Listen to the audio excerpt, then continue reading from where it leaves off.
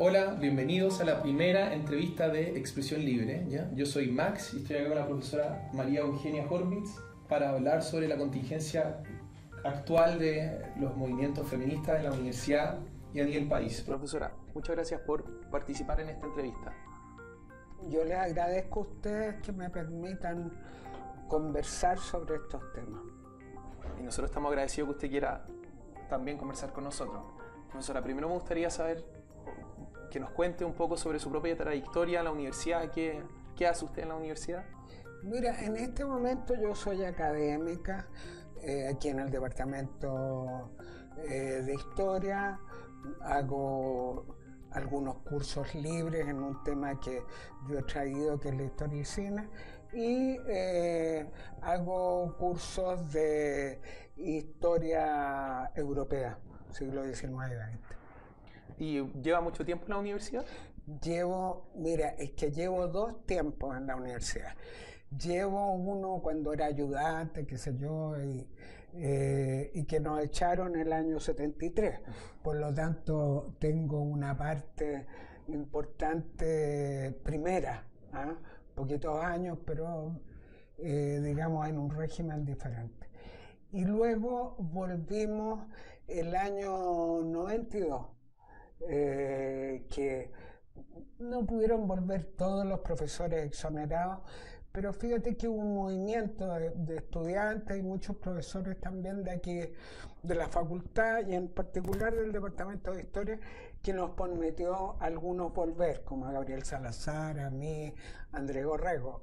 Estoy hablando del departamento de historia. Claro. Hay varios más, Carlos Ruiz, el actual, el decano, que volvieron, digamos, a otros departamentos. Pero de ahí para adelante el tiempo ha seguido. Entiendo.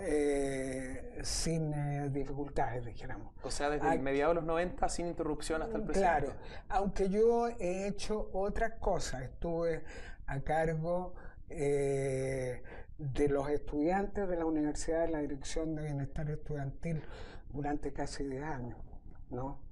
Por lo tanto venía a hacer unas clases aquí, pero en realidad estaba ya en la torre. Entiendo. Bueno, y considerando Fui vicedecana de aquí de esta facultad, por lo tanto otra cantidad de tiempo, por lo tanto me he movido, pero en este momento soy académica aquí. Perfecto. Entonces, considerando que usted lleva harto tiempo en la universidad, me imagino ha estado expuesta a distintas y variadas movilizaciones estudiantiles, considerando también el contexto acá del país que nosotros no alcanzamos a vivir, pero fue Muchas, además por mi cargo que le denunciaba, muchas. Me imagino.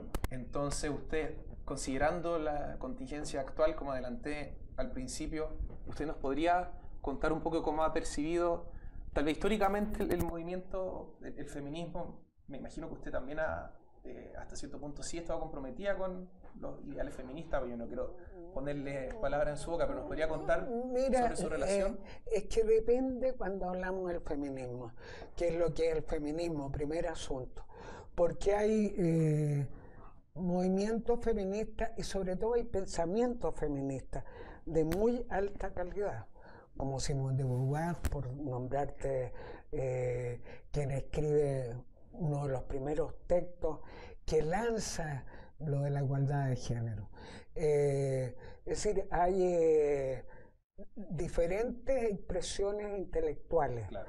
De ahí entonces que apropiarse del nombre del feminismo cuando se quiere reivindicar una situación particular de las mujeres, primero hay que analizarlo. O sea, ¿usted diría que hoy día hay grupos que se adueñan del feminismo? Yo diría que hay grupos, por lo que ellos han declarado, ¿no?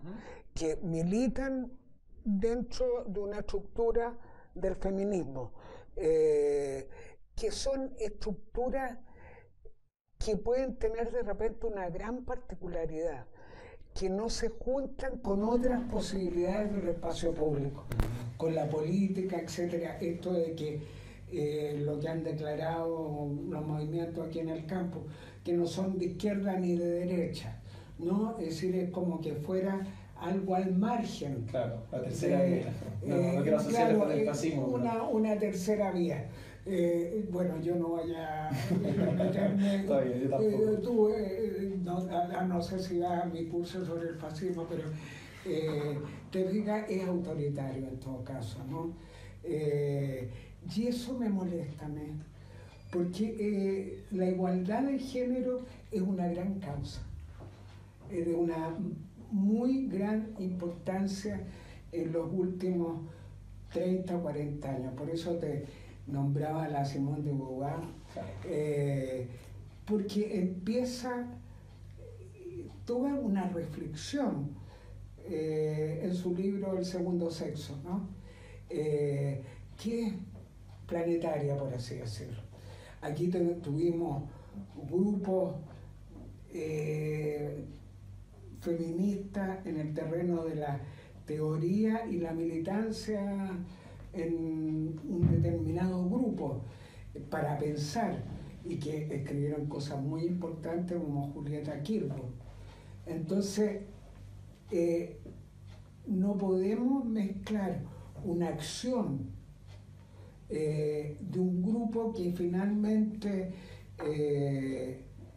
se declara feminista, pero que no forma parte exactamente de un conglomerado en que la teoría y la práctica del feminismo se den. Entiendo. Entonces, yo creo que eso es importante decirlo. Yo creo que tú estabas en la clase mía cuando yo dije que los 2 meses de huelga me habían parecido muy desafortunados. O sea, me gustaría que hagamos el salto al contexto universitario. Usted se vio involucrado en una situación un poco tensa con alumnos de la universidad. Alumnas. Bueno, alumnas. Lo cual ese es el problema, porque no eran alumnos y alumnas en general, sino que era la gente comprometida en una posición drástica para pensar las cosas, porque no hay nadie que se estaba oponiendo a la igualdad de género. Usted dice de parte de la universidad. De parte de la universidad. Quien se ha opuesto en esta universidad a la igualdad de género. Sería muy difícil encontrarlo. Ahora, en bromas, en actitudes poco claras, pudiera ser, pero que alguien explícitamente, un grupo político, esté en contra de la igualdad de género, claro, y considere que los hombres y las mujeres tienen que estar separados. Eso existe, en el mundo conservador eso existe. Claro. Hay universidades incluso donde no están en las mismas salas hombres y mujeres. Hay liceos en los cuales no están, que son solo de hombres, que son solo de mujeres, que es una idea que viene de hace mucho tiempo. Entonces, pero no es el caso de esta universidad. Diría, profesora, que las últimas movilizaciones que se dieron, por lo menos acá en Juan Gómez Milla y a nivel de todas las universidades, y otras universidades. Otras universidades también, pero como nosotros bueno, hablemos de aquí, porque claro, eso lo sabemos. ¿Usted diría que las peticiones o la forma en que se llevó a cabo esta movilización fue innecesaria hasta cierto punto porque ya había respaldo por parte de la administración y, colgándome de lo que dijo antes, que pecaron de autoritarismo? ¿En qué reconoció usted que las demandas que hicieron o la forma de llevar a cabo su lucha fue excesiva? Mira, en primer lugar, porque al paro se unió una toma. Como si hubiera un rechazo, claro, a las peticiones. Tú estabas en clase, te decía, cuando una de las personas que estaba ahí, una de tus compañeras, me dijo que el primer mes de huelga era para poderse reunir, claro, para saber quiénes estarían en el movimiento. Claro. Pero tú no puedes mantener todo el espacio de encuentro de la universidad para ver quiénes se van a reunir para formar un grupo. Por eso cuando tú me dices grupo feminista, No sé exactamente ¿A qué nos a referimos? qué no, claro, porque lo que hicieron fue juntarse mujeres con determinados planteamientos, entre los cuales puede haber habido personas que forman parte de un grupo feminista organizado, Claro. lo quiero decir. No, por lo tanto, ahí hay que hacer una diferenciación. Claro. Yo no sé si alguno de ustedes ha ido a las reuniones ahí de Amanda Labarca, en que nos reuníamos cantidades de mujeres, profesoras, estudiantes, para analizar los problemas de la igualdad de género, sobre la base de que existe en la universidad un departamento a nivel de la rectoría dedicado a los problemas de la igualdad de género, Claro. y de protección a las mujeres, ¿no? En contra del acoso, en contra también del abuso de poder, Claro. ¿no? De que las mujeres aparecen como minimizadas frente a determinadas funciones, o diferencias en el salario, ¿no? Claro. Entonces existe esa estructura ya que lleva más de 5 años en esta universidad, en las cuales se han hecho encuentros, se han hecho petitorios, y en general el Consejo Universitario y el Senado de la universidad, todo eso lo ha respaldado. De ahí que la forma que esto adquirió con una toma, realmente era una violencia innecesaria, sin las conversaciones entre todos. Porque tú me decías recién que en la Facultad de Ciencias los hombres no participaban en una reunión. ¿Cómo no van a participar los hombres? No, que en esta universidad se dio en varias facultades. No, pero sí, en Ciencias Sociales también se dijo. El pasado, el segundo semestre de 2017, en la movilización que hubo con respecto a la situación del profesor Ángel Gordo, también fue voto sectario. Claro. O sea, solo las mujeres tomaban las decisiones en las asambleas exclusivas de ellos. Yo, fíjate que tienes razón, porque creo que yo reclamé entonces ya. Yo también fui a una asamblea de generación a reclamar, y digamos que la reacción no fue muy muy empática. Sí, algo como eso. O sea, yo me sentí expulsado, nadie me levantó físicamente y no sé si podrían sacarme de la sala, pero me invitaron a irme, digamos, usando las palabras de ellos, porque precisamente cuestioné la legitimidad y hasta la necesidad de segregar a los alumnos de esa forma. Si al final, partir de la base de que los hombres, por su calidad, por sus genitales básicamente, no van a ser capaces de participar y entender la necesidad y la importancia de hacer estos cambios en la universidad, peca del tipo de, por lo menos es una opinión personal, peca de la forma de pensar que queremos evitar, que al final es de juzgar a las personas en base a sus genitales, de decirle, no, porque tú naciste del sexo equivocado, básicamente te excluimos, cuando lo que se supone que queremos erradicar. Tú acabas de plantear lo central para mí, que es el problema de la exclusión y la división. Nada tan importante como la igualdad, como el acoso, ¿no? Porque también hay acoso a hombres. Claro, también lo hay. Y por parte de otros hombres también.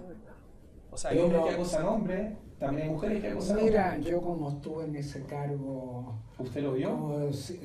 Mucho tiempo de los estudiantes, te puedo decir que las denuncias y las fiscales que teníamos que nombrar y las situaciones y que yo discutía con la clínica psiquiátrica de la universidad, mira, había casos de hombres, ¿no?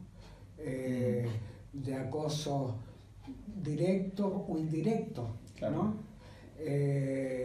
Entonces, no es algo, digamos, de que el acoso necesariamente es una transgresión contra las mujeres en un porcentaje muy alto. Claro, por asunto del uso de la fuerza. Claro. Pero también existe el acoso a hombres, claro, ¿no? con el abuso del poder. Claro, sí, al final eso también es uno de los elementos. Que hay de eso, bueno, estamos llenos de testimonios, ¿no? Pero profesora, entonces, o sea, estamos de acuerdo, yo creo que nadie pondría, como usted dice, en duda la necesidad de hacer estas transformaciones y de alcanzar y de perseguir la igualdad donde sea necesaria. Pero entonces, ¿cómo se explica a usted que estos movimientos caigan en estos excesos? Si al final, ¿cómo entendemos el surgimiento de estos movimientos que consideran justificados y defienden estas prácticas que atentan contra la convivencia universitaria, contra la democracia universitaria?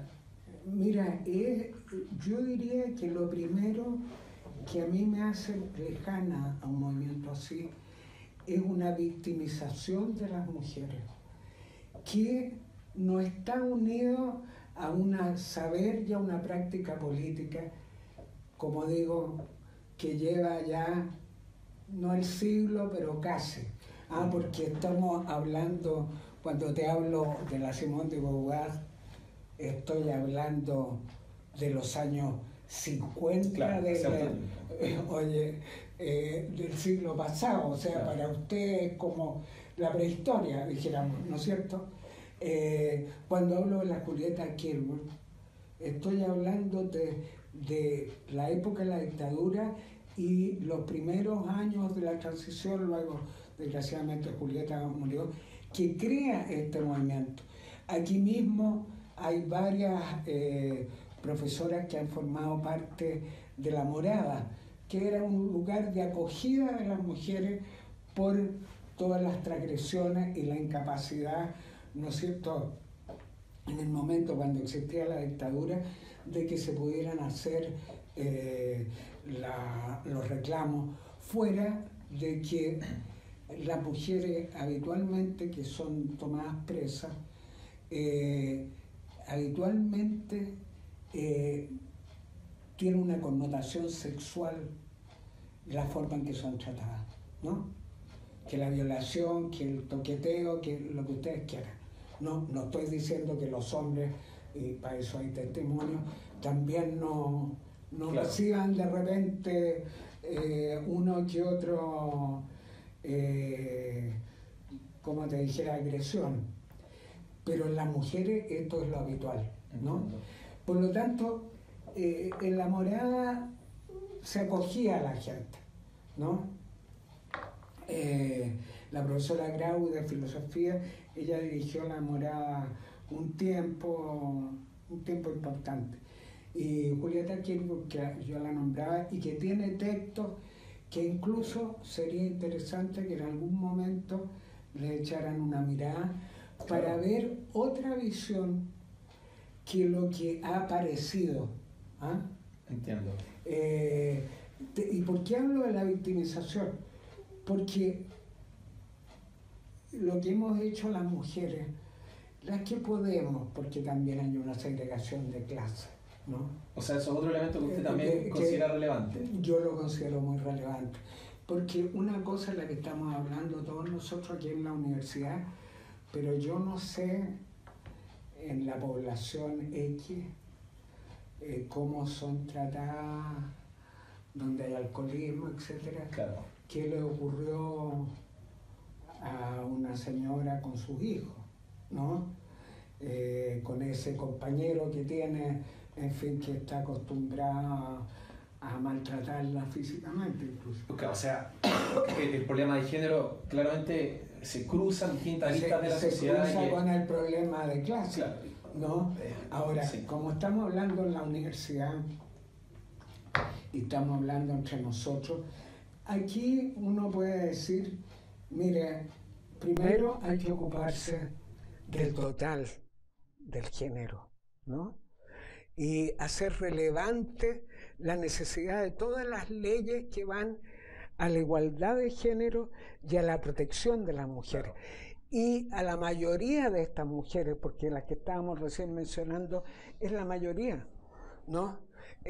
Aquí es un caso que efectivamente se puede denunciar, etcétera, que haya maltrato, ¿no? Que los hay y tenemos denuncia al respecto. Claro.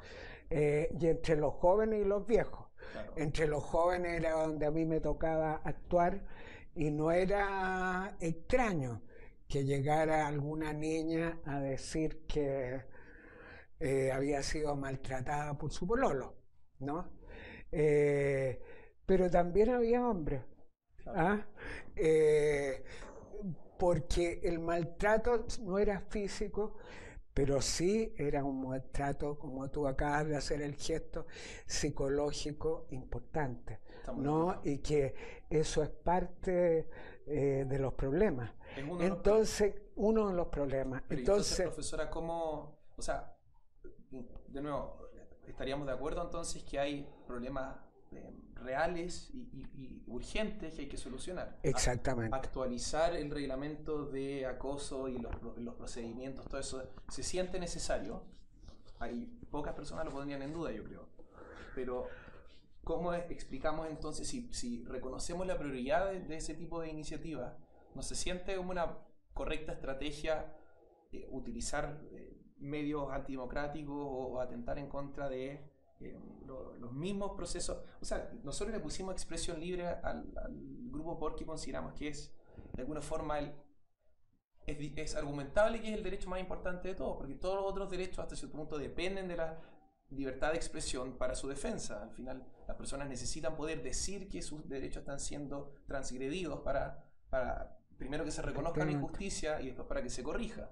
Pero en la universidad, y acá es una opinión, yo he percibido que no hay un ánimo de que se instale un debate genuino, serio sobre estos temas, porque de que se hieran sentimientos de personas yo lo considero inevitable hasta cierto punto. Hablar de temas que son de esta naturaleza inevitablemente va a pasar a llevar las sensibilidades de algunas personas.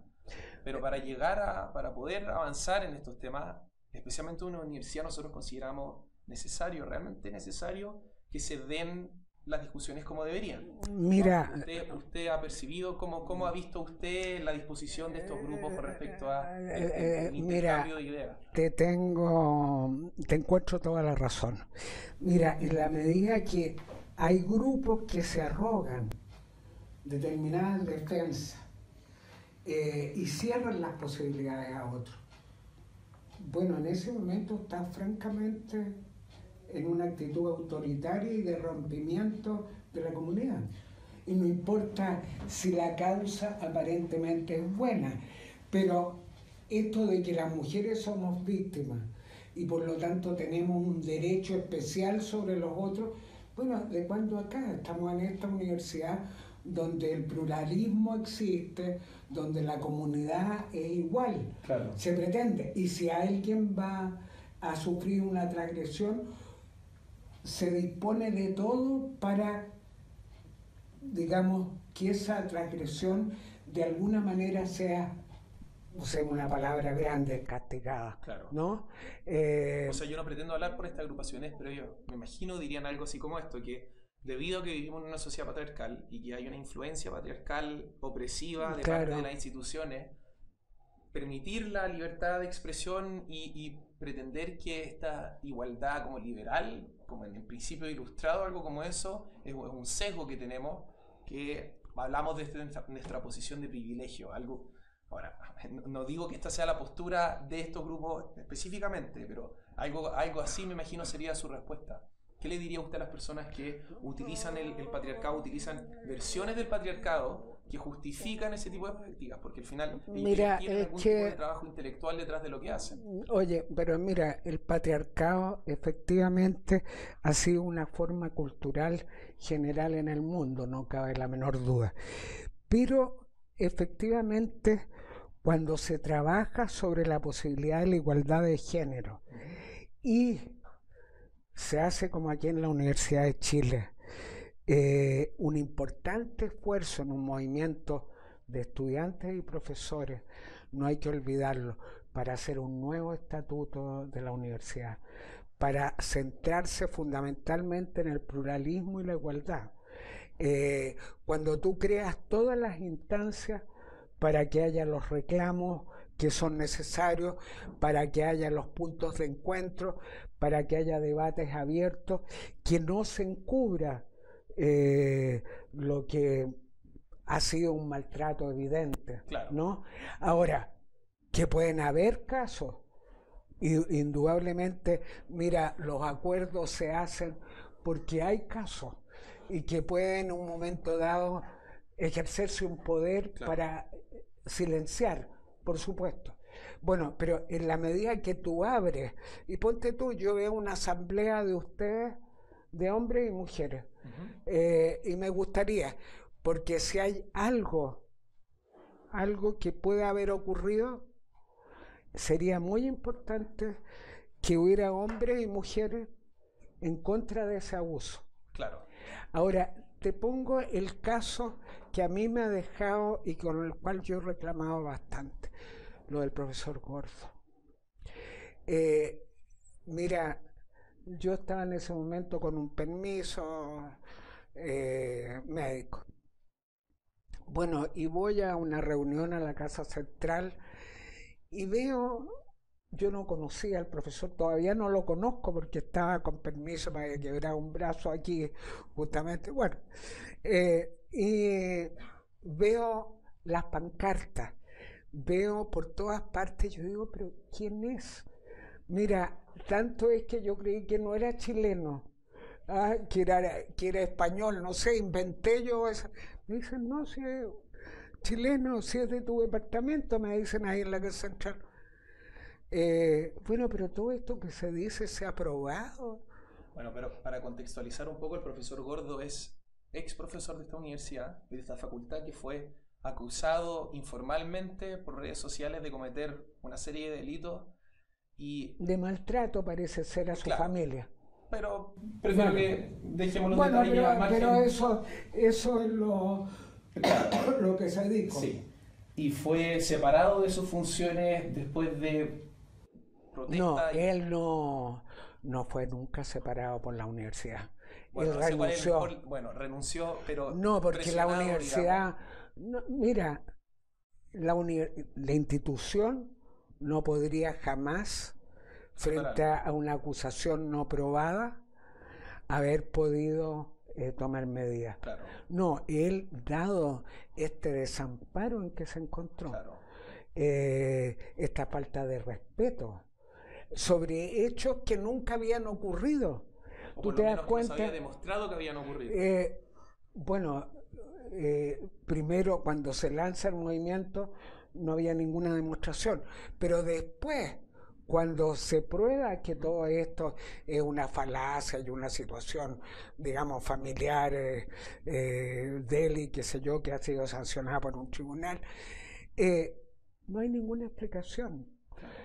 Después de eso, quienes habían estado en esa acusación debieron haber citado a las mismas asambleas para que esto se aclarara y entregarle una explicación que los profesores le dimos sin que hubiéramos nadie acusado al profesor Gordo. Le pedimos encarecidamente que se quedara, que no renunciara.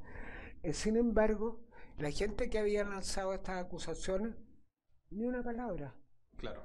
Entonces, eso, en ese momento, un movimiento de esas características tiene que ser de alguna manera revisado.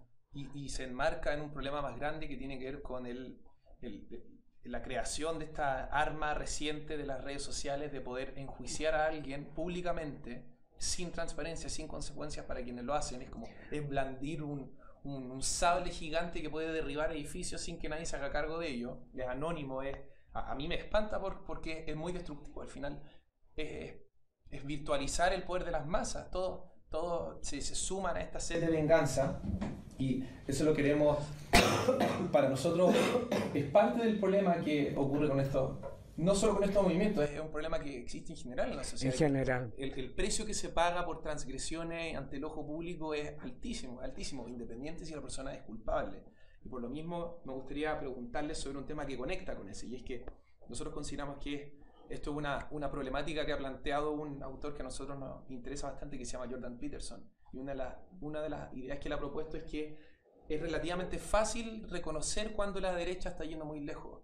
Nosotros, en parte debido a lo que pasó en el siglo XX, podemos reconocer cuando la derecha propone ideas que algún tipo de línea están cruzando, como por ejemplo cuando llaman a la pureza racial, cuando empiezan a pedir estados nacionales fuertes y puros, a cerrar las fronteras, ahí uno ya, esa retórica ya uno lo empieza a espantar un poco.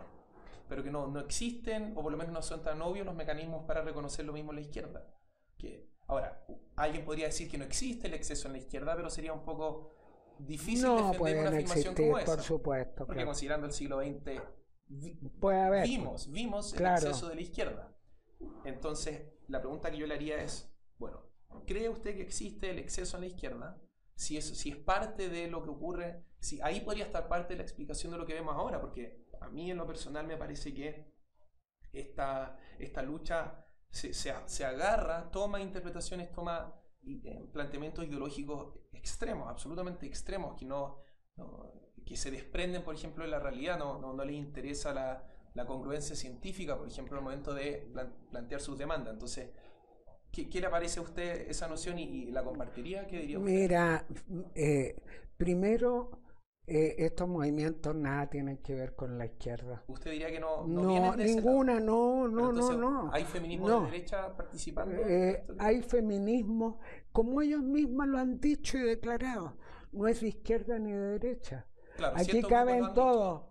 No, el grupo que está aquí en este campus, digamos, yo se lo he visto escrito en las paredes, incluso en este propio documento que tú tienes ahí al frente, también se dice, no hay, digamos, la defensa de las mujeres no pasa por la izquierda o por la derecha, cosa que yo no creo que pase, bueno, porque el estilo patriarcal no viene de la izquierda, precisamente. O sea, tradicionalmente, claramente ha sido pero es que es parte, pero por supuesto, porque es parte de la constitución de la sociedad, sus clases, quienes son conservadores, etcétera, es una manera muy clara cuando se discute lo del aborto, etcétera. Quienes mantienen una posición bastante clara de segregación y autoritarismo habitualmente están hacia la derecha, pero que este movimiento tenga que ver con un movimiento de izquierda, yo la verdad es que nunca se me habría ocurrido algo semejante. O sea que yo personalmente sí, hasta cierto punto veo una asociación entre estas ideas y las demandas. Al final la bandera de la igualdad históricamente ha sido la bandera de la izquierda, al final es una... Bueno, pero el problema de la igualdad no tiene que ver justamente con lo que está ocurriendo, porque aquí no se está discutiendo sobre la igualdad, se está discutiendo con que las víctimas han tomado su revancha y deben ser atendidas en todas sus demandas y excluir a los otros, es decir, a los machos, ¿no? Claro. Para que seamos claritos en el asunto. Y eso es lo que estamos discutiendo. Claro. Eso es lo antidemocrático, pues. Claro. Se rompe la comunidad plural. ¿Y eso ustedes no lo asociarían necesariamente a un lado del pasillo? No. Pero la constitución de ese estilo de grupo es un derrompimiento del espacio público, de la posibilidad de los encuentros plurales, de que, mira, haya una asamblea y puede que alguien defienda la diferencia. Puede ser, porque es parte de la democracia. No podemos decir, no, el que lo hacen, no sé, debe ser sancionado y llevado, no sé, a la cárcel. No, te fijas, es decir, tiene que haber un movimiento de encuentro, de discusión, de intercambio, pero no de quiebre del espacio público.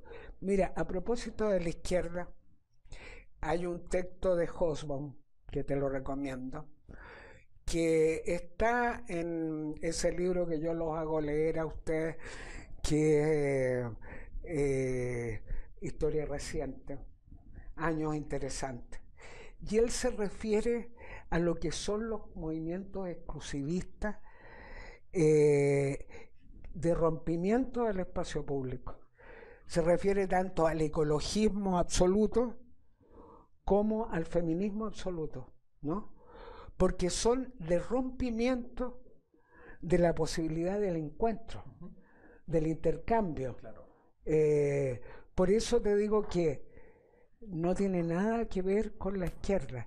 La igualdad, claro, ese es un planteamiento. Mira, empezamos con Rosa Luxemburgo, Salcavalca, y podemos seguir de las grandes líderes femeninas, ¿no? Claro, la igualdad de género. Pero en esa línea... Pero eso no, la igualdad de género es la igualdad de género, hombres y mujeres, pues. O sea, estoy de acuerdo con su punto, pero mi pregunta era, y más específicamente, intentando entender el surgimiento de estos movimientos y de cómo ellos justifican lo que nosotros vemos como un exceso, pero que ellos ven como algo necesario. Por la y válido. victimización, lo que te acabo de decir. Pero la victimización Las mujeres somos víctimas del momento que existe el patriarcado. Claro. Eso es lo que dice el feminismo ultra, que yo llamo.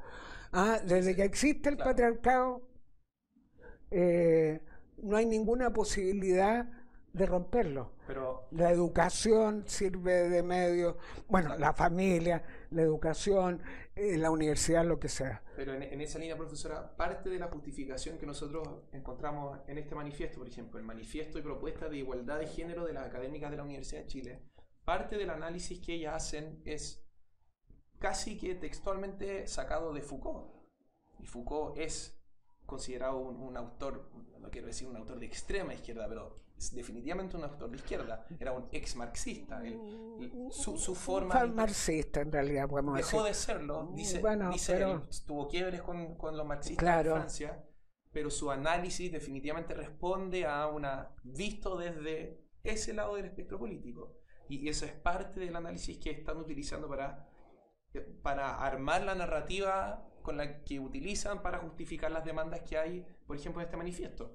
Parte de las demandas que están acá adentro, a nosotros honestamente nos parecen horrorosas y cuesta justificarlas, consideramos. Por ejemplo, esta noción de que la mera existencia de cualquier desigualdad entre los géneros responde necesariamente a machismo institucional. Nos parece que es un salto en lógica. No negamos que es posible que eso sea así, pero consideramos que el trabajo académico investigativo necesario para ganarse una afirmación de tal envergadura no se ha hecho simplemente. Pero ¿de dónde viene entonces esa seguridad, esa falsa seguridad intelectual de la víctima? Oye, de lo que te acabo de decir, la victimización. Hay una causa probable, siempre presente, que es la posibilidad del abuso de poder de quien tiene la fuerza. Y quien tiene la fuerza, obviamente, son los hombres. Uno, por razones biológicas, o sea, también esa idea está en este tipo de apreciaciones. Pero en segundo lugar, por un problema de cómo el poder se ha organizado. Y efectivamente hay más hombres que ejercen poder que mujeres que tienen el poder. Número, sí, claro. El número. Ahora, de ella que estén actuando en interés del grupo hombre es discutible. No, yo creo las que son un poco más complejas que solo su sexo. Bueno, por eso ese es el problema en el que estamos, de que no en tu condición de hombre es que estás en la posición de tener que minimizar a las mujeres, no aceptar la igualdad, etcétera. Es que ese es el problema. Claro. Es como que el género ya dijera todo. Claro, tú no podrías tener una posición, ninguno de ustedes podría tener una posición ideológico. Para nosotros exactamente.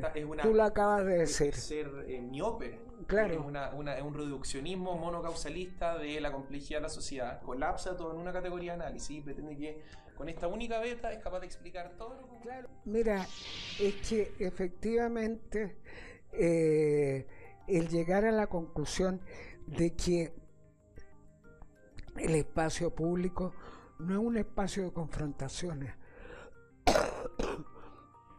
de diferencias, de posibilidades de ganar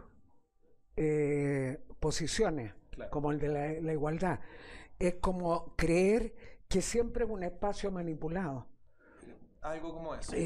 Bueno, entonces el problema es que lo que tú tienes nuevamente que poner encima de la mesa es la posibilidad del encuentro, de la discusión, del debate y de la denuncia, y de la denuncia constante frente a cualquier exceso. Pero hay que creer en el debate para apoyarlo y para promoverlo. Al final, pero si es que uno cree que si no cree en el debate, no cree en la democracia. Bueno, es que estos grupos dirían que los mismos procesos que ocupamos para interactuar, para regular la convivencia en la sociedad, están sesgados, están torcidos específicamente por estos intereses particulares. En este caso, el debate toca hacer con respecto al género, que dicen que porque el hombre está en una situación de privilegio y porque domina los estratos superiores de la sociedad, es un error, es ingenuo pretender que el debate se dé en igualdad de condiciones, porque claramente no se da en igualdad de condiciones.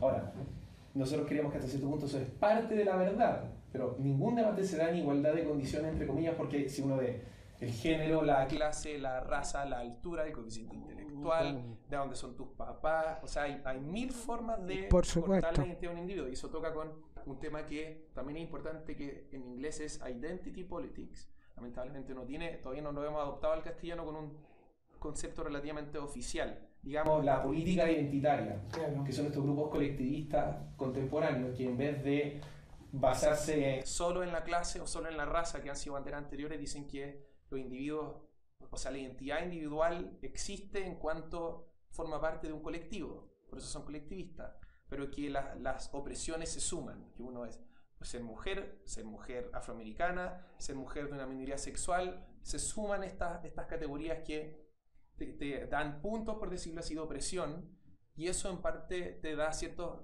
no quiero decir privilegios, pero sí te pone en una situación distinta con respecto a los demás individuos, y eso sería lo que justifica lo que usted está diciendo hasta cierto punto, la victimización. ¿Cómo está en una posición de víctima con respecto a los demás actores de la sociedad?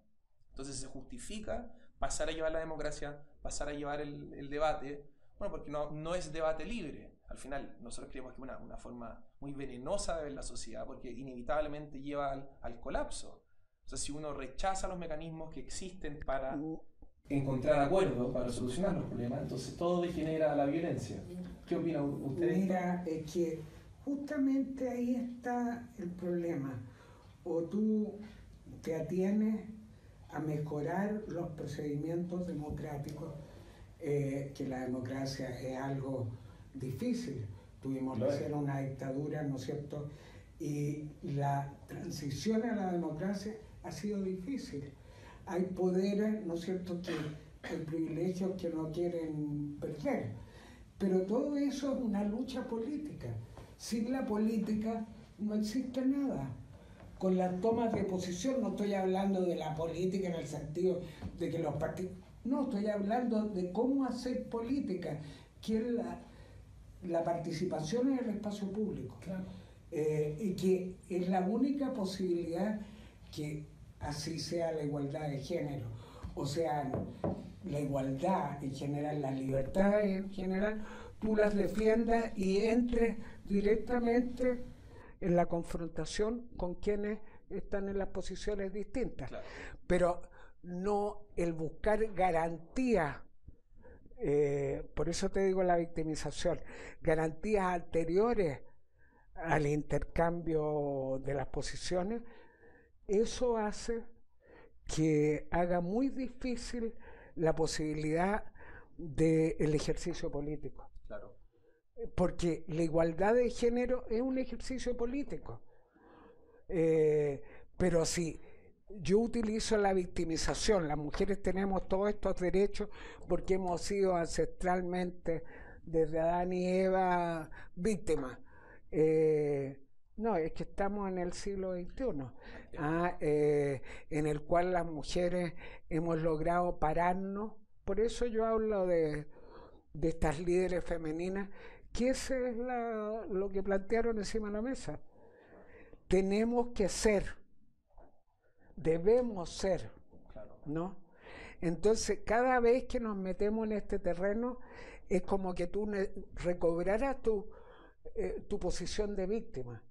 Claro, por eso, claro, te digo, era como era antes, que es lo que queremos evitar.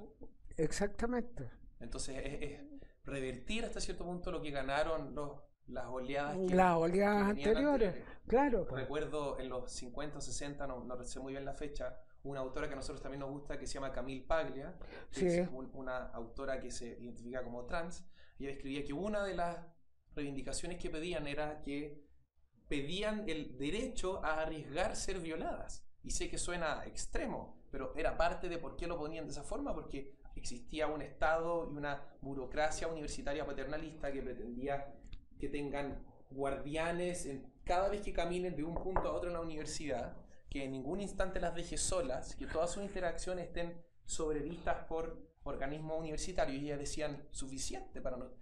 Lo que nosotros queremos es libertad, no seguridad. Claramente no se puede tener, si es que se busca la seguridad absoluta, se va a renunciar a la libertad. Y eso es algo que lucharon en esta época, por lo menos eso es lo que relata esta autora, y lo consiguieron, pero hasta cierto punto, como usted mismo reconoce, ahora es como si la etiqueta de víctima la adoptaran voluntariamente y pidieran que vuelvan estas instituciones y este control estatal, esta supervisión paternalista claro, de burocrática. Mira, es que el problema de la victimización te impide dar adecuadamente los planteamientos políticos en el espacio público que permitan efectivamente resguardar la igualdad de género, resguardar los derechos de las mujeres, reclamar cuando son vulnerados. Es decir, eso es importante. Claro. No hay que partir, mire, es que el poder lo tienen el patriarcado. Depende, en esta facultad es ridículo que la mayor parte de las dirigentes y en este campo son mujeres, decanos, de toda son mujeres. Entonces sería completamente ridículo decirnos que teníamos que entrar a participar de algún modo en política. Sin embargo, lo que sí está en ese manifiesto que tú tienes ahí, y sí ha estado en las peticiones que le presentó la gente de derecho al rector, es lo de la igualdad de los salarios. Efectivamente colocar el acento no solo en el acoso, en la sexualidad, sino que en el abuso de poder, claro. Que muchas veces hace que las mujeres no pueden acceder a dirigir algo claro. Especial, te fijas, porque va a haber la idea de que no son suficientemente capaces o no tienen el hecho de que son madres también, entonces claro, no estarían todo el tiempo. Te fijas, esta dignificación de la madre ha faltado. Entonces, claro. Vemos que está curiosamente ausente del debate feminista contemporáneo. Tú lo acabas de decir, porque ese es un asunto central. Absolutamente. Para las mujeres. Somos las mujeres las madres. Pero es que por algún motivo se ha instalado esta noción de que ser mujer no tiene nada que ver con ser madre. Nosotros no queremos decir que son sinónimos. No, nadie diría que ser mujer es sinónimo a ser madre. No todas las mujeres son madres, no todos los hombres son padres. Es un absurdo como cuento. Lo que pasa es que en general, si eres heterosexual como mujer, vas a ser madre. Puede que no por opción de no querer tener hijos, o bueno, no tuviste el compañero adecuado, lo que tú quieras, ¿no? Pero hay una opción evidente. Bueno, profesora, nosotros hace poco vimos un análisis hecho sobre la cantidad, analizando las publicaciones de varios centros de estudios de género, tengo entendido que esto en Estados Unidos y en Europa, y llegaron a la conclusión de que el 97% de todo lo que se publica ahí ni siquiera menciona la maternidad. No es siquiera tema en el análisis. Bueno, ese es un problema. Te fijas que me hace distante a mí de esos movimientos. Porque para mí el problema de la maternidad es central. Por lo menos el tema del pedir las reivindicaciones de igualdad, porque muchas de las barreras a las que se enfrentan en la sociedad las mujeres están conectadas a la maternidad. Cuando tú me decías cómo lo hice yo, es porque tuve apoyo del compañero, dijéramos, porque he tenido 3 hijos y me he ocupado de ellos. Hoy día de mis nietos me importan mucho y me ocupo. Y creo que es esencial eso, que es parte de la naturaleza. Ese tipo de lenguaje sí que le molesta. No, pero yo sé, es como que no necesariamente, pero sí necesariamente. Es cierto que es parte de la educación también, Claro. que la ternura es propiedad de las mujeres, lo cual es un problema del régimen patriarcal, de que los hombres no puedan tener como esas manifestaciones. Pero esas son las cosas que hay que corregir, pues. Claro. Ahí es donde falta por avanzar. Porque, obvio, habría más padres, más hombres dedicados a ocuparse de los niños, etcétera, no para ir a hacer las tareas domésticas solos, porque en general ya en la generación de ustedes se comparten las tareas domésticas, pero no es eso, lo que hay que compartir es la ternura con los niños. Es mucho más importante. Bueno, y la carga que implica los primeros años, especialmente los primeros años, pero digamos los primeros 18 años de criar niños, es una carga muy grande. Al final cuesta compatibilizar la maternidad con, por ejemplo, una carrera profesional. Pero sí, ese es el problema, pues. Y el problema es porque la formación que ustedes han recibido no hace que compartan con sus parejas o que se compartan las casas, las labores, no las labores así concretas, sino que las preocupaciones. Claro. Si tú no compartes las preocupaciones, mira, a mí no me importa que el marido fue a lavar los platos, porque la verdad es que eso dura 5 minutos. Lo que importa es que en el momento que yo necesito terminar de escribir algo, me acompañan. Claro. Me digan que eso es prioritario, que mis hijos sean formados para eso. Claro. También, para las labores intelectuales de la mujer. Ahora, en la medida que eso no se va cambiando, y con esta fórmula, no. O sea, porque estamos separando el mundo. Mira, yo para ser una intelectual o para ser una profesional necesito encontrarme solo con mujeres. Ellas me van a proteger. No. Claro.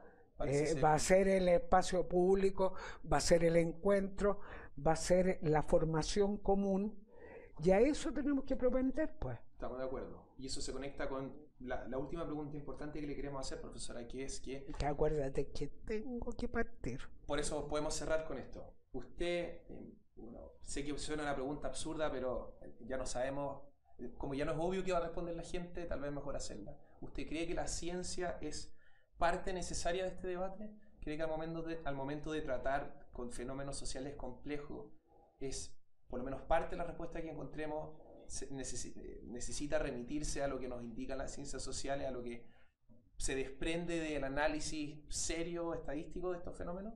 ¿Usted cree que eso es...? Mira, yo creo que es muy importante conocer los hechos ordenadamente, pero creo que a mí me interesaría mucho más, fuera de eso, que es importante saber las estadísticas, el problema que ocurre con las mujeres, las vacaciones, en fin. O sea, cuando hablamos de una brecha salarial, es un fenómeno que aparece en el análisis estadístico. Pero, por supuesto, te fijas, eso... Pero cuando tú hablas de la ciencia, a mí me interesaría bastante más, fuera... Insisto, no estoy minimizando los otros hechos, pero me interesaría que se pudiera buscar el conocimiento de las posibles relaciones y encuentros hombre-mujer, que permitiera esto que estamos diciendo, compartir. Claro, o sea, que el conocimiento científico nos ayude pero por supuesto, sanar esta brecha que Claro, porque por ejemplo cuando te dicen, no, es que a los niños hombres hay que enseñarles la ternura, Sí hay que enseñarle la ternura y algunos lo logramos, por supuesto, pero es más que eso. Es decir, es como una participación desde niño, ¿no? En la posibilidad de encuentros diversos. Claro. Que eso tiene que ver con análisis psicológico, etcétera, Claro. etcétera, etcétera, ¿no? O sea, estoy de acuerdo con usted, pero lo voy a insistir porque consideramos que es parte del debate que se está instalando esto de qué son las categorías de hombre y mujer al final, cómo entendemos estas categorías y cuál es el rol que juegan en el mundo. Entonces, ¿usted diría que hay algo así como hombre y mujer y permitiría que esas categorías tengan algún componente biológico? ¿O cree que solo se expresan en la sociedad? Mira, yo primero no quiero utilizar mucho hombre-mujer. Yo prefiero el género. Porque hay diferentes opciones. Claro. O sea, hay variabilidad hasta cierto punto, digamos, hasta cierto punto, porque corremos el riesgo de si permitimos cualquier variabilidad sin ningún tipo de restricción, sin ningún tipo de forma, que se diluye el concepto al punto de perder cualquier coherencia o significado. No, claro, bueno, pero te digo, uno lo tiene que tener presente. O sea, hay que tratarlo con responsabilidad. Pero por supuesto. Es que para usted, por supuesto, y no lo dudo de que lo trata con esa seriedad, pero parte de cómo se está dando el debate hoy día, o sea, uno de los temas que se ha debatido en esta universidad y que se dio en un caso puntual es, por ejemplo, de si se debería permitir la presencia de un individuo trans, o sea, hombre hacia mujer, claro, en una asamblea exclusiva de mujeres. Pero ahí sí, se dio un fraccionamiento, claro, se tensionó. Hay una homofobia, etcétera, en muchos de esos movimientos que se representó ahora. Yo estuve hablando con algunos de mis amigos aquí en el Instituto de Comunicaciones, sí se representó. Y el ejemplo que tú pusiste, yo lo encontré ya aberrante. ¿Ah? Que esa haya sido la reacción de ciertas compañías. Claro, porque es cuando tú miras el mundo dividido, ¿ah? Claro. Absolutamente, esto es lo otro, esto es lo positivo y este otro mundo es el que nos aplasta. Claro. Por lo tanto, tenemos que crear nuestra fortaleza, nuestro poder. Claro. ¿Ah?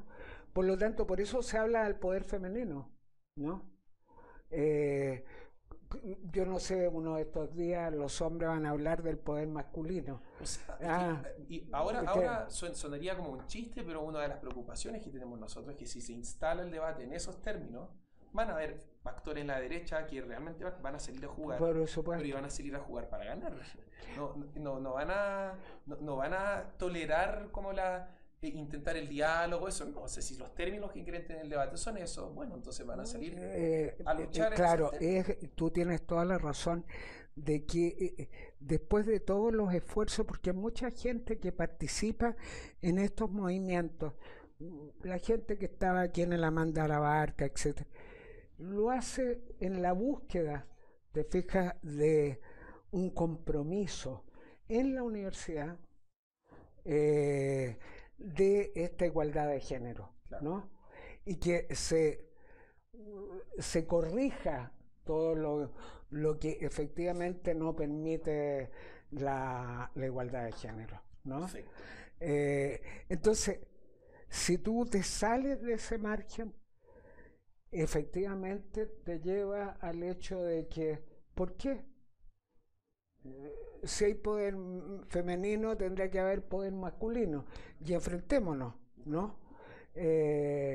O no nos entendamos. Claro, que al final... Aquí están los derechos de los hombres, y sí, yo acepto el derecho de las mujeres. Claro. Pero este no es una competencia de derechos, es una competencia de derechos para un encuentro democrático en el espacio público y un encuentro al interior de las comunidades más pequeñas, incluso la familia, etcétera, de una posibilidad de comprensión mutua. Claro. ¿No? Entonces, sí, para cerrar la entrevista, profesora, si usted pudiera hablar con las personas que orquestan estos movimientos, ¿qué les diría? ¿Qué consideraría usted que podría hacerse mejor para llevar a buen puerto estos movimientos? Y al final todos queremos que lleguen a que logren los avances que quieren. Yo les pediría compartir, que no hubiera más asambleas solo de mujeres. Es decir, se diera el diálogo permanente. No pueden haber exclusiones de género, ¿no? Tiene que haber intercambio, tiene que haber expresión de diferencias. Claro. Pero un movimiento solo de las mujeres tiene justamente el gran defecto de opacar la posibilidad de las igualdades que con tanto tiempo se han logrado labrar. Y eso a mí me preocupa extraordinariamente. Se coloca un cejamiento al interior de las comunidades. Mire, aquí vamos a hacer solo una asamblea de mujeres, porque los demás son dañinos. ¿Cómo que van a ser dañinos? Son parte de nuestra vida. Claro. Y eso, claro, alguien me podría decir, pero no se vayan al exceso de lo que ocurrió. Es un exceso, pero ocurrió y de una manera bastante repartida, ¿no? Los movimientos se crearon exclusivamente reclamos como en derecho, reclamos solo de las mujeres, como si el problema fuera solo de las mujeres. Claro. Por eso que el movimiento no llegó a buen puerto, a un puerto, dijéramos, ni bueno ni malo, llegó a nada después de 3 o 4 meses. Y en este propio campus, 2 meses en que uno se ha estado preguntando ¿y qué? Porque todo lo que el propio rector resumió, a mi juicio, bastante bien de lo que faltaba, de lo que había que efectivamente ponerse no solo a discutir, sino que tomar las medidas de mejorar el asunto de los fiscales, etcétera. Es una serie de medidas que para qué las repito porque están bien aclaradas. Bueno, pero eso es lo que tenemos que aspirar. Una toma exclusivamente de mujeres. ¿Y por qué? ¿Contra quiénes? ¿Contra la institución? ¿Contra los que no estamos de acuerdo con la toma feminista? ¿Contra los hombres? ¿Contra quiénes? ¿Para hacer una petición sobre qué? Sobre la igualdad. Pero ¿cómo voy a excluir al resto?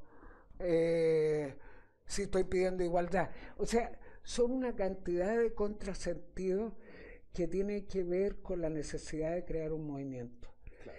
Pero en gran medida se resuelven con el diálogo, con el intercambio, con intentar... No hay ninguna otra posibilidad. Bueno, entonces, bueno, como usted ya estaba reconociendo, no han privilegiado el diálogo como deberían y por lo tanto han pasado a llevar los mecanismos que tenemos para como refinar de cierta forma, como de lograr conciliar, encontrar acuerdos, puntos en común con las personas con las que es necesario encontrarlos, como por ejemplo la administración de la universidad. Entonces, como mi compañero acá me pide, ¿usted cree que esto ha afectado negativamente, digamos, la formación de los alumnos, o sea en espacios universitarios o sea en el colegio? ¿Cree que podría estar jugando un rol adverso en su formación? No, fíjate que yo no digo que un rol adverso, pero sí ha parado, si tú quieres, un movimiento ascendente sobre las igualdades. Entiendo. No es que haya producido una dislocación, porque con la administración de la universidad, el rector, el Senado, el Consejo Universitario, no ha producido nada, al contrario, claro. La reacción ha sido, mire, discutamos todos los protocolos existentes para mejorarlos en el sentido de que efectivamente las mujeres sean mejor tratadas, que haya una igualdad más verdadera, etcétera. Ha sido esa la reacción. Claro. No es una reacción adversa, pero sí pudiera darse una reacción adversa como al nivel de ustedes. O sea, de los de los ciudadanos de a pie. Bueno, hasta cierto punto nosotros reconocemos un rayo de luz en la nube grises porque, claro, este movimiento se forma específicamente en reacción a los excesos de estos movimientos. No, nuestra pretensión no es oponernos a los movimientos, sino hasta cierto punto no queremos engrandecernos, pero reorientar el cauce del río para que no arrase con la mitad de la aldea, porque al final los excesos no nos van a servir. Entonces creemos que privilegiar estos principios y darle la prioridad, protegerlos cuando están siendo pasados a llevar. Claro, yo creo que tiene que haber una cantidad de principios éticos también en todo esto. Por eso yo ponía el ejemplo del profesor Gordo, porque a mí me ha producido una especial preocupación de que se puede jugar con la dignidad de las personas y no se repara nada. ¿Ah? Es como que no importa repararlo. Exacto. No hay ninguna repercusiones. Se ha minimizado, hasta se ha extinguido el debate de la responsabilidad personal, que suele ser una de las defensas de la derecha conservadora, que es típico de que los pobres se tienen que levantar a sí mismos de la pobreza, diciendo que a través claro, es absurdo cuando lo usan desde ese punto de vista. Pero también si es que uno lo suprime al momento de hablar de estos temas, por ejemplo, porque acá son individuos que están actuando consciente y voluntariamente y atentando contra, por ejemplo, la reputación de académicos o de individuos de diversos contextos, y el precio lo paga la sociedad completa, creemos. Obviamente primero lo paga ese individuo, el precio más caro de todo, pero ponen en duda la legitimidad por ejemplo, del sistema legal. Y Margaret Atwood, que es la autora de este famoso libro de Handmaid's Tale, no sé no recuerdo su traducción. Ella se imagina una distopía donde se oprime a la mujer, y ella se hacía esta reflexión cuando le preguntan del feminismo. Decía, está bien, obviemos el sistema judicial, pero ¿con qué lo reemplazamos? ¿Qué queda? La justicia de las redes sociales, porque es que ese es el problema. Es muy peligroso, y no tratarlo con la responsabilidad que requiere necesariamente va a desestabilizar, creemos, la sociedad. Bueno, acá podríamos sonar alarmistas, y dedos cruzados estamos siendo alarmistas de que esto no va a culminar en cosas peores, pero nos gustaría creemos que instancias como estas son las que ayudan a alejarnos de los extremos, porque al final el intercambio y que la gente hable honestamente y teniendo los desacuerdos sobre la mesa también es la mejor forma de evitarlo al final, y que la gente se exponga a ideas con las que no esté de acuerdo y sea capaz de aprender y de tolerar hasta el final. Entonces nos alegra que usted haya aceptado la invitación, se lo agradecemos, profesor. Bueno, y gracias a ustedes por ocuparse y por invitarnos a algunos. Bueno, esperamos que se pueda repetir. Porque es preocupante. Lo es. Es preocupante. Y por lo mismo, por la responsabilidad personal, creemos estar haciendo lo que nos toca. Al final, defender las instituciones en las que estudiamos. Claro, hay que, y defender algo que hemos ganado con tantos antes que nosotros, haciendo lo necesario para tener un espacio público plural. Es tan difícil cuando tú vas a otras universidades, a otros lugares, hay como una visión de esta universidad, bueno, un poco idílica también, pero en todo caso el hecho de compartir una democracia es muy importante. Lo es. Y eso, si tú lo presionas, lo lesiona, porque la verdad, claro, porque lo lesiona. Es un problema. Es un problema. No es que no puedan reivindicar las feministas la igualdad y el carácter particular de las mujeres, no hay ningún problema, pero no pueden excluir a los otros. O más que excluirlo, culpabilizarlo. Claro, transformar, como usted dijo, esto en una narrativa de nosotros contra ellos. ¿Estamos de acuerdo? Y con eso me parece... Oye.